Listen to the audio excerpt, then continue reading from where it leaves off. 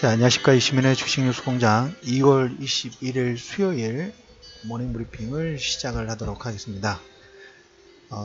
국채 10년 만기 국채 수익률 이번 변동의 최고치를 찍었습니다.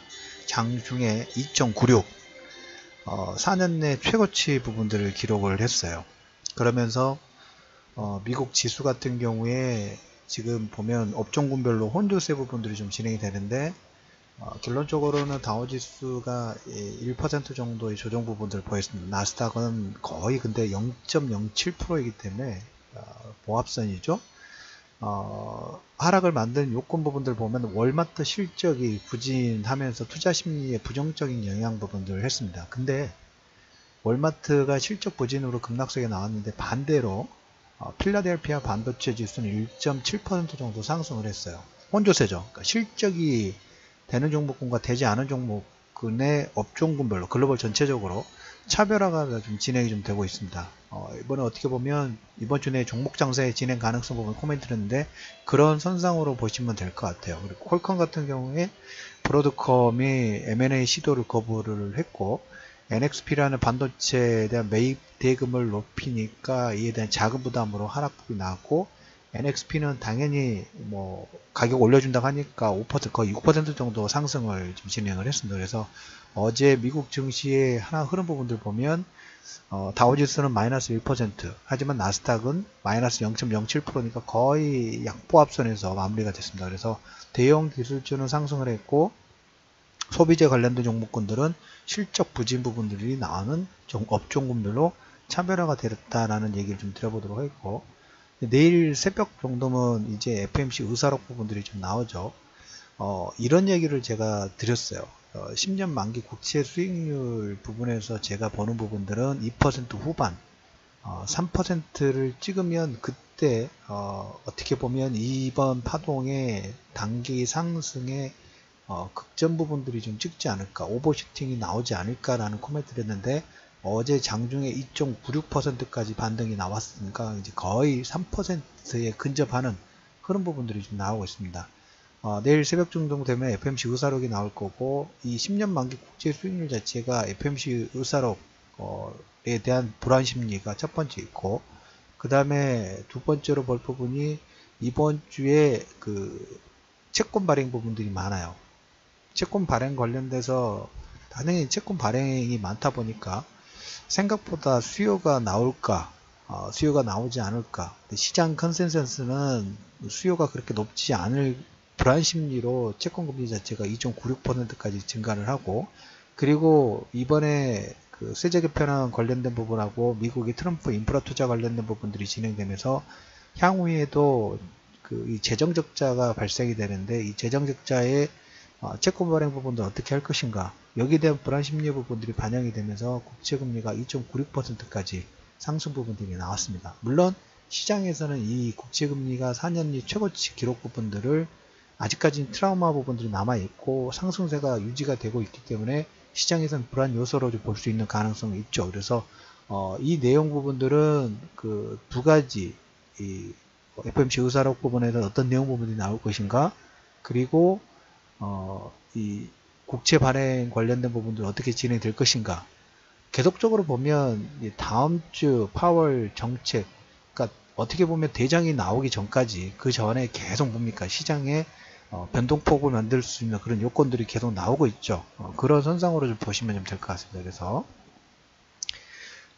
연준 의사록 관련된 부분들은 오후장에 다시 한번 얘기를 좀 드려보도록 하겠고 어차피 지금 글로벌 지수 자체가 업종군별로 차별화되는 내용 부분들이 좀 되고 있죠. 그래서 반도체라든지 이런 종목군들 실적이 좋기 때문에 플러스 그 다음에 소비재는 월마트가 마이너스권 나왔다라는 얘기하고 그 외에 뭐 업종군 그 내용들을 좀 체크를 좀 하면서 아침 브리핑 부분들을 마무리하도록 하겠습니다.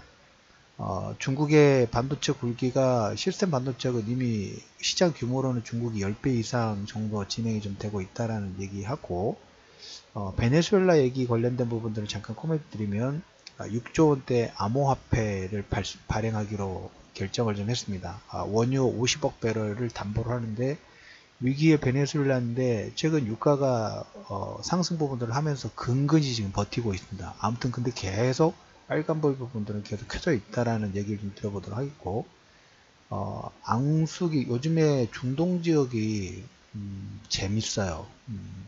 사우디아라비아하고 러시아가 석유를 넘어서 LNG 쪽도 손을 잡을 것 같습니다. 무기도 지금 얘기가 나오고 있고요.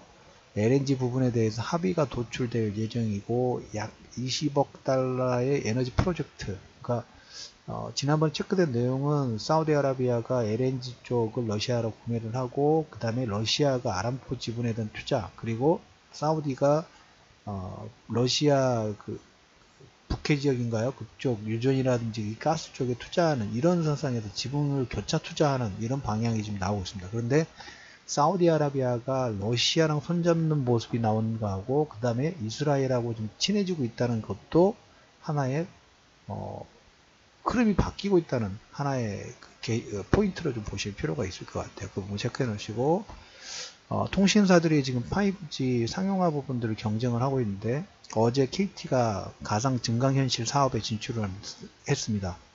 VR부터 지금 이제 스타트업 부분들 나올 건데, KT는 이쪽 5G 컨텐츠로 VR 테마파크로 지금 집중을 하는 모습이고, SK텔레콤은 통신망 구축 시간을 20% 줄이는 방향, LG U+는 자율주행이라든지 드론 등을 좀 추진을 하고 있습니다. 각 기업들이 1차적으로 집중하는 분야 자체가 약간 틀리다라는 얘기 체크를 좀 해드리도록 하겠고, 이재용 씨가 이번에 그 면제부 말도 안 되는 그 사면 요건 부분들을 받으면서 도망 나왔죠. OLED TV를 재검토하라라는 코멘트가 나왔습니다.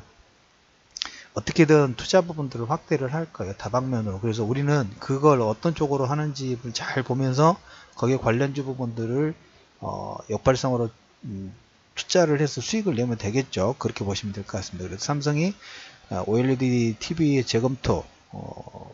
재검토해도 실력이 안 되는데 어쩔 줄 모르겠습니다. 아무튼 근데 투자를 하니까 관련주들은 뭐 긍정적인 될 수 있겠죠. 그리고 삼성이 빅스비 생태계를 확장 가속 부분을 합니다. 적용 제품을 늘리고, 그 다음에 SDK를 공개를 하면서 개발자들한테 개발자들 생태계를 확대하려고 하는 그런 모습도 좀 나오고 있다라는 얘기하고, 카카오 게임즈가 배틀그라운드 하루 사용자가 70만을 돌파를 했습니다. PC방 점유율도 40%로 1위를 유지를 하고 있다라는 얘기하고, 지금 증권사들이 계속 증자 부분들을 하면서 규모를 좀 키우고 있죠.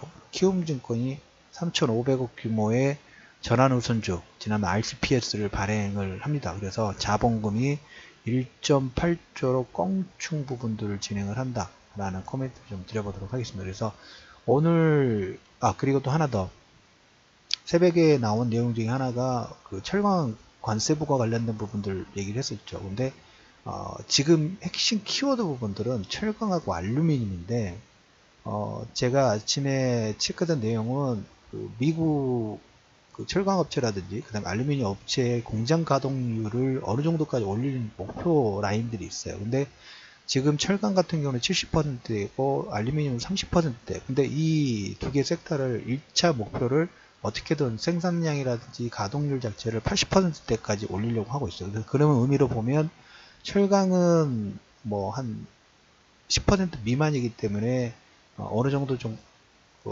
가까워져 가고 있죠. 근데 알루미늄이 어떻게 보면 메인 타켓이 될 수 있는 가능성이 있다라는 이런 측면으로 좀 보시면 될 것 같습니다. 지금 2월 21일입니다.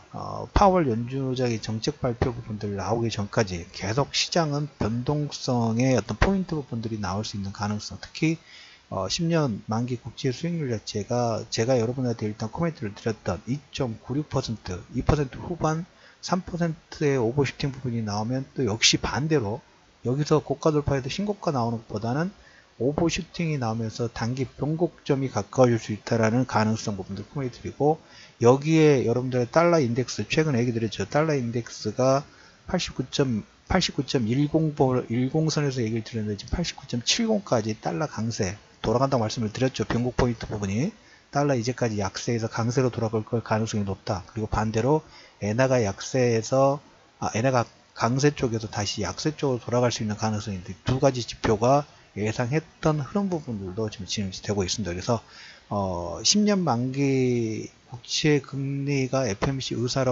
FOMC 회의록의 발표 부분들을 보고 막바지 출렁거린 부분들이 좀 나오고 있다. 그리고 이 선상은 다음 주 파월 정책 관련된 부분들의 집중 포커스 부분들이 될 가능성 자체가 있다라는 코멘트 드리면서 여러분들 그건 뭘까요? 시장은 어제 마감 브리핑 말씀드렸던 것처럼 외국인들은 급할 이유가 없어요. 파생 가지고만 탁탁탁 치는 움직임도 나올 것이고 개별 종목군들은 아까 다우지수하고 나스닥이 틀리게 나온 것처럼 그런 유사한 업종군별로 실적이 좋은 종목군들은 시장과 상관없이 움직일 것이고 그렇지 않은 종목군들은 또 변동폭을 키우면서 이렇게 업종별 순환매의 흐름 부분이 나올 수 있는 장세가 좀 될 거다. 하지만 변동폭이 나올더라도 여러분들 지난 말씀드렸죠.